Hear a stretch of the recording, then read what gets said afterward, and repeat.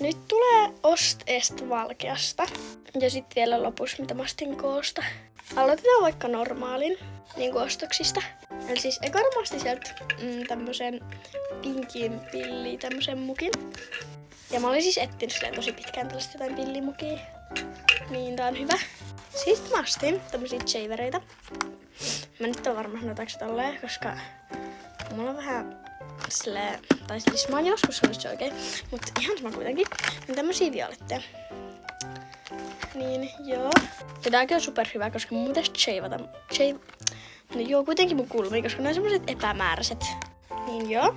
Sitten mä ostin uuden meikkivuoteen, koska tarvin. Ja joo.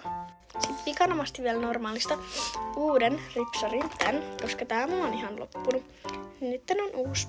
Sitten näistä muista liikkeistä mä ostin vissiin vaan yhden jutun. Niin joo. Mut S:stä mä ostin kolan, koska mulla tuli jano. Ja mulla on sit nälkäni, älkää ihmetelkäs mun mahakurnia. Sitten Sokoksesta mä ostin tän Elfin primerin. Koska mulla on niinku ihan lopussa tän, niin mä ostin tän tällä. Siis kun tää on tullut Nuve, niin ostin tän Aidomersen. Siis mun piti ostaa mun vestikselle joululahja, ne vissiin paljon mullekin, mutta mä unohtiin. Niin joo. Sitten tää on mun lemppariostos. Elikkä mä ostin Gina Tricotsta nää Russe Merzin feikki versiona housut ja pinkkinä. Oikeesti niin cute. Ja siis mä oon halunnut näitä pinkkejä aika pitkään. Niin mun täytyy ostaa vielä pari. Mut siis joo, tämmöset. Ja sitten ei oo valkeasta.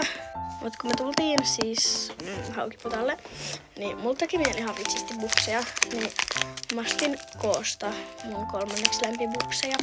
Eli niitä vihreäkeltaisia. Ja joo. Ja noihin kaikkiin ostoksiin mun meni 76 € ja 10 senttiä. Mut kiitti jos katoit. Love you all. Bye!